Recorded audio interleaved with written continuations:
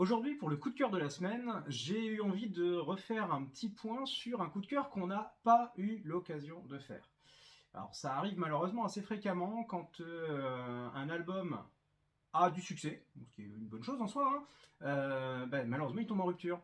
Ce qui fait que des libraires comme nous, parfois, on a vraiment envie de le travailler, etc. On a beau avoir pris ce qu'il faut pour le travailler, on n'a pas le temps de le travailler sur la durée.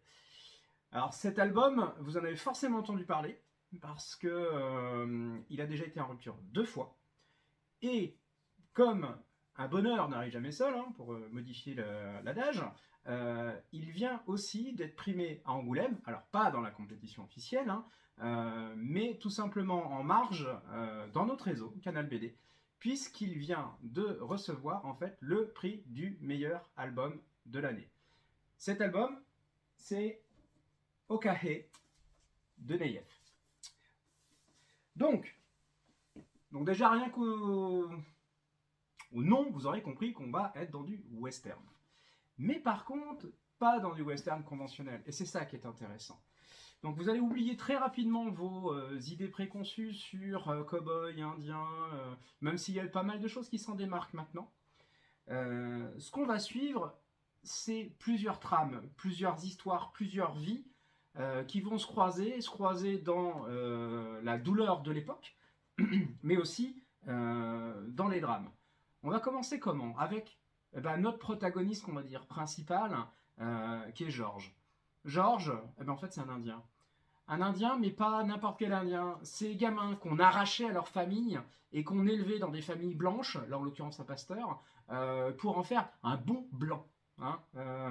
C'est exactement sur cette base-là qu'on suit l'histoire. Sauf que voilà, lui, il est entre guillemets éduqué comme on l'entend, sauf que sa route, au détour d'un pique-nique où en fait il sert de serviteur au pasteur et à celle qui l'accompagne, au détour de cette route, de ce croisement, de ce pique-nique, il va justement croiser un gang. Le gang, 3 personnes. Ce gang, c'est celui de Little Knife. Little Knife, il est venu là pour, a priori, chercher quelqu'un et clairement assouvir une vengeance. Donc rien qu'à son nom, vous aurez compris qu'il est indien. Euh, mais voilà, c'est cette vengeance, il a l'air de vouloir l'assumer totalement et de façon très personnelle. Mais alors attention, on n'a pas affaire à un héros. Hein. Les promesses, le bon droit, etc. Ils s'en cognent. Ils s'en cognent totalement. Lui, il est là pour accomplir, assouvir sa vengeance. Et il va se débarrasser de tous les éléments gênants. Or, Georges pourrait être un de ces éléments gênants.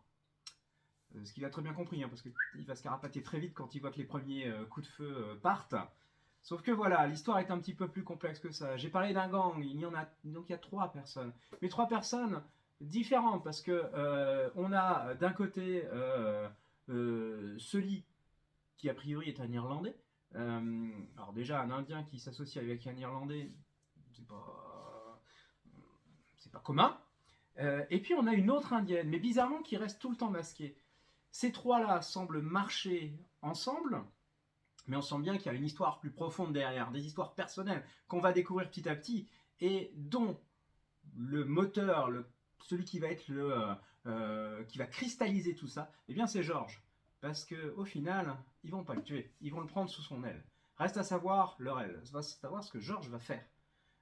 C'est-à-dire que pour l'instant, en gros, à quoi il a affaire, c'est un gang, des malfrats, qui viennent de tuer 2 personnes et qui ont essayé de l'assassiner et qui bizarrement décident de le maintenir en vie.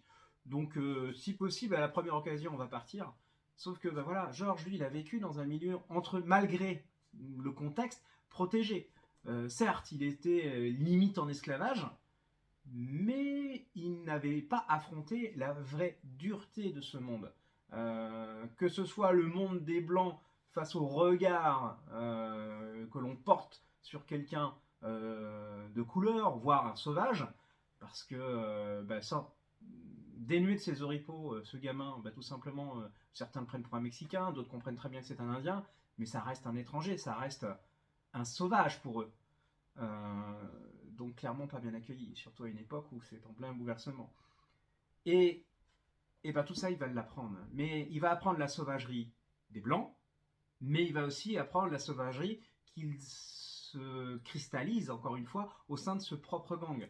Qu'est-ce qui a modifié tout ça? Qu'est-ce qui est à l'origine de tout ça? C'est ce qu'on va découvrir, c'est ce qu'on va suivre. Le tout est de savoir si quelqu'un ressortira indemne de cette histoire. Parce que, clairement, tous autant qu'ils sont, ils sont prêts à payer le prix de leurs actes. Certains le paieront très probablement, d'autres pas, reste à voir. Mais la grande question, c'est George. Quel va être le destin de George? Qu'est-ce qu'il va décider? Comment va-t-il se construire? Parce que n'oublions pas, ça reste un gamin qui est en pleine construction. Et il va prendre le monde en pleine face. Un monde qui est en pleine reconstruction. Un monde qui disparaît, celui des Indiens. Un monde qui arrive, celui des Blancs. Mais au milieu de tout ça, un monde qui se construit dans la violence. Et lui est en plein milieu de tout ça. Et il ne reste qu'une seule chose à dire. C'est en avant. Autrement dit, Okahe. Et c'est ce qu'on va suivre. Donc franchement, c'est vraiment surprenant, c'est passionnant, il y a du rythme, c'est bien séquencé. Le dessin de Neyev est vraiment parfait. Hein. Il y a vraiment une ambiance qui est à part, les couleurs sont là. Enfin, vraiment, il y a un gros travail. On sent qu'il a fait une bande dessinée pour lui. Je vais dire ça comme ça, je pense. Peut-être que je me trompe, mais ça se sent, ça se transparaît à travers les pages. Donc je vous conseille de le découvrir parce que c'est, je dirais bien rafraîchissant, mais c'est quand même un peu sombre.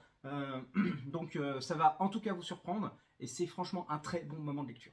Donc, bonne découverte, il mérite très franchement son prix. J'avais pas encore eu le temps de le mettre, mais il faisait partie des nominés. Donc très sincèrement, lisez-le, découvrez-le, et puis si vous avez besoin d'en parler, n'hésitez pas, hein, vous savez où nous trouver. Alors, à très bientôt et bonne lecture!